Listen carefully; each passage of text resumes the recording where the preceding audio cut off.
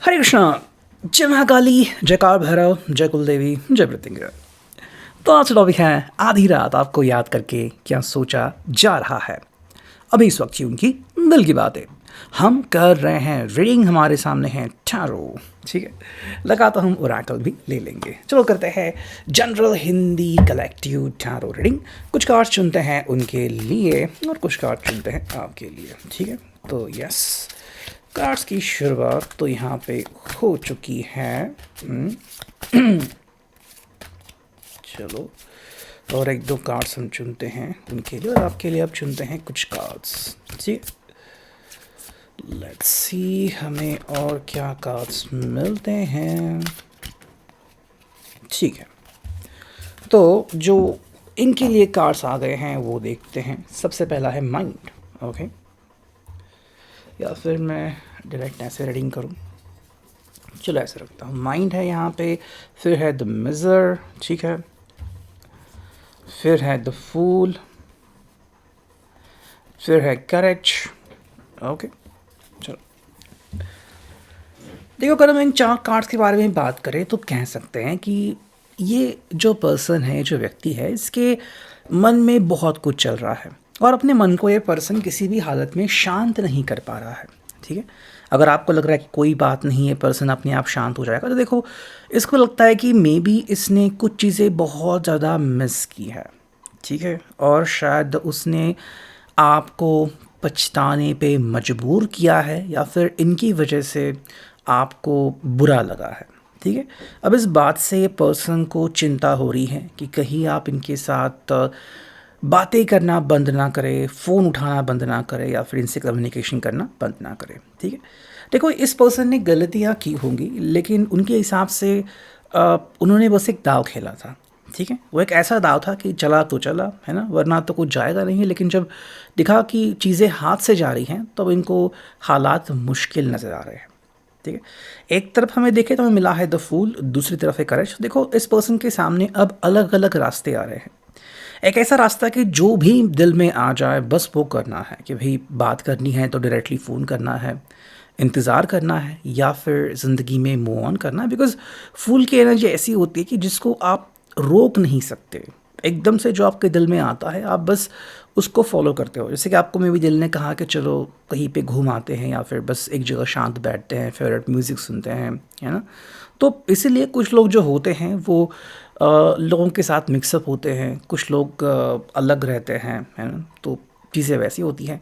हालांकि देखो इस पर्सन को करेज यानी कि साहस तो दिखाना ही पड़ेगा। ठीक है, ये पर्सन बिना कुछ बोले, बिना कुछ कहे शांत नहीं बैठ सकता, चुप नहीं बैठ सकता। एक तरह से आप ये कहो कि इसका इम्तहान लिया जा रहा है। आप भी एक तरह से इनको टेस्ट कर सकते हो कि भाई ये पर्सन हालातों में कैसे व्यवहार करता है। मतलब अगर आपको चिंता है भविष्य की, कि भविष्य में पर्सन कैसे व्यवहार करे, तो आप अभी से इसको टेस्ट कर सकते हो कि ठीक है, मान लो मैंने एक चुनौती डाल दी इनके सामने कि भाई मैं टस से मस नहीं हो रहा हूँ या फिर मुझे तकलीफ़ हो रही है, तो ऐसे में ये पर्सन क्या करता है। इसकी गलती होते हुए क्या ये कम बैक करता है, क्या ये माफ़ी मांगता है, क्या ये आपको बार बार फ़ोन करने की कोशिश करता है। इससे आपको वो जवाब मिल जाएंगे जो आपको चाहिए।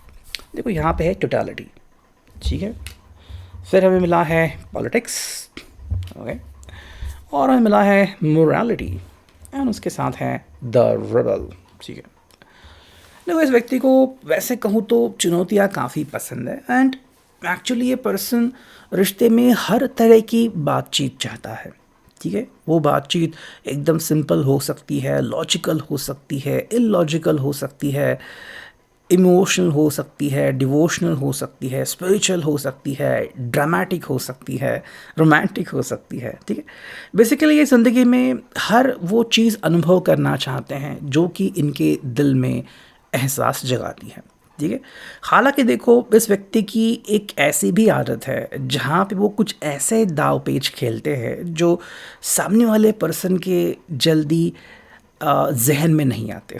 ठीक है, तो इट्स लाइक अ पॉलिटिक्स की सही टाइम पे सही दाव खेलना और जो चाहिए वो हासिल करना। तो एक तरह से ये पर्सन को ये चीज़ आती है, आप उसे खिलाड़ी भी कह सकते हो। ठीक है। हालांकि एक चीज़ है जिसको कहते हैं मोरालिटी, ये पर्सन देखो इस बात से शायद आगे नहीं बढ़ना चाहता, या फिर इसके लिए मोरालिटी यानी कि मर्यादा बहुत इंपॉर्टेंट है।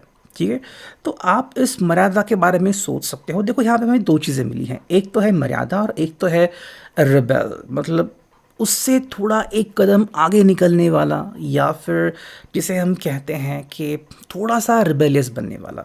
ओके, तो मे बी अगर आपको पता चला है कि इस पर्सन के पहले अफेयर थे, या फिर इस पर्सन का पहले रिलेशनशिप था, या फिर ये पर्सन जो है वो कुछ चीज़ें आपके हिसाब से नहीं कर रहा है, तो अब अगेन ये थोड़ी सी बाजी पलटती हैं, ये टेस्ट आपकी हो जाती है।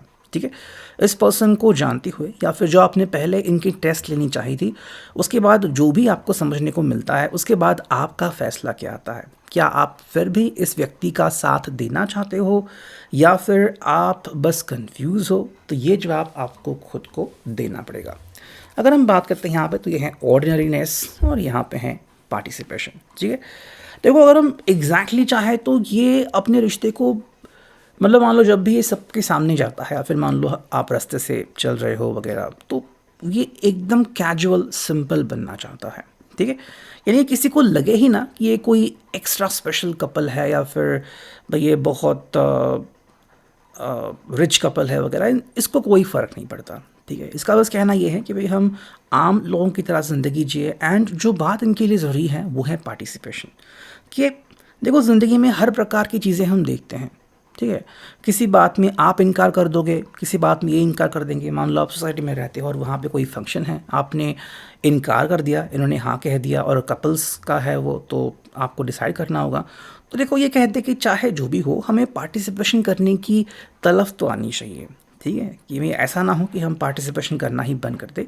तो एक तरह से वो आपको कहते हैं कि चैलेंजेस को स्वीकारने के लिए रेडी रहो।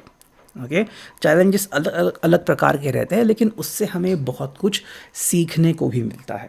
तो ये आई थिंक आप में अच्छी भावनाएं जगाना चाहता है। ठीक है, और एक तरह से कहना चाहता है कि भाई आप बस रेडी रहो, ज़िंदगी कब क्या टेस्ट लेगी किसको नहीं पता। देखो अगर हम बात करते हैं आपके लिए, तो मिला है द मास्टर। ठीक है, फिर मिला है एक्सपीरियंसिंग। ओके, फिर मिला है फाइटिंग, और यहाँ पे है ट्रांसफॉर्मेशन। ठीक है, आपके लिए हमें 6 कार्ड्स मिले हैं, पहले 2 कार्ड्स देखते हैं। देखो आप आई थिंक एक स्पेसिफिक इमेज मन में रख के चल रहे हो। ठीक है, मे बी आपके सामने एक अच्छा कपल है पहले से ही, या फिर क्या मतलब होता है एक परफेक्ट हस्बैंड या वाइफ का, एक परफेक्ट बॉयफ्रेंड गर्लफ्रेंड का, ये इमेज आपके दिमाग में पहले से है और आप उसी को फॉलो कर रहे हो। ठीक है, हाँ एक चीज़ हुई है कि आप अनुभव लेना सीख गए हो। ठीक है, बहुत सारी चीज़ें आपको अनुभव दिला रही हैं। मे बी आपने कहीं पे कुछ पढ़ा है, कुछ टीवी पे देखा है, मे बी आपने किसी के साथ इंटरव्यूज़ किए हैं, किसी से मिले हैं आप। ठीक है, आपके दोस्तों ने भी कुछ बातें शेयर की है, और साथ में जब भी आप इनके साथ कहीं ना कहीं मिलते हो, बात करते हो, तो आपको अलग अलग अनुभव आने शुरू होते हैं। ठीक है, इसमें हमें 2 तरीके दिखते हैं। एक तो है फाइटिंग, जिसमें देखो आप मे बी किसी दूसरे व्यक्ति के जज्बातों के साथ लड़ लेते हो बहुत ही आसानी से। ठीक है, ऐसा नहीं कि फ़ाइटिंग आप शुरू करते हो, लेकिन अगर वही होने वाला है तो आप फाइटिंग से पीछे नहीं हटते कि चलो ठीक है हम बोल रहे हैं, मान लो आप लड़ रहे हो। ठीक है, आप कुछ बोल रहे हो, ये पर्सन फिर आपको बोल रहा है, तो कहीं ना कहीं इससे आपको एक अलग अनुभव मिलता है कि कल को भी अगर ऐसा कोई परिस्थिति अगर आ गई, कोई अगर ऐसा पल आ गया, तो आप उससे पीछे नहीं हटोगे। ठीक है, हालांकि देखो इससे क्या हो रहा है, इससे आप में काफ़ी हद तक बदलाव हो रहे हैं। आई थिंक ये पर्सन आपको खुद कह सकता है कि भाई जब हम मिले थे तो आप कैसे थे और अब आप कैसे हो, है ना। तो यही चीज़ इस पर्सन को काफ़ी अच्छी लगती है कि आप हर प्रकार के अनुभव को स्वीकारने के लिए रेडी रहते हो, और आप अपने हाथ कभी पीछे नहीं लेते। मतलब चलो ठीक है, अगर कुछ सीखना है, कुछ समझना है, आप उसके लिए रेडी रहते हो। आपके लिए जो 2 कार्ड है फाइनल, वो है ट्रस्ट। ठीक है, और यहाँ पे है रीबर्थ। आई थिंक आप एक चीज़ इनको क्लियर करना चाहता हूँ कि आपके लिए ट्रस्ट काफ़ी इंपॉर्टेंट है। ठीक है, और आप किसी के भी ऊपर ईजिली ट्रस्ट नहीं करते। ठीक है, मतलब ऐसा है कि पहले तो आप किसी के भी ऊपर यूँ ही ट्रस्ट नहीं करते, आपके लिए ट्रस्ट करना बहुत मुश्किल होता है। लेकिन अगर आपने किसी के दिल के ऊपर ट्रस्ट कर लिया, तो हाँ, एक बात है कि आप उनको साफ-साफ बोल दो कि ये ट्रस्ट कभी मत तोड़ना। क्योंकि अगर ये ट्रस्ट में थोड़ी-सी भी लीकेज हुई, थोड़ा-सा भी क्रैक गया, तो फिर नई शुरुआत करनी पड़ेगी, ठीक है? यानी कि इस पर्सन को अलग जाना पड़ेगा या फिर आपको ज़िंदगी में कुछ कड़े फैसले लेने पड़ेंगे, ठीक है? जिसके लिए आई थिंक आप पहले से ही तैयार हो, मे बी बचपन से ही आप ऐसे हो रहे हो।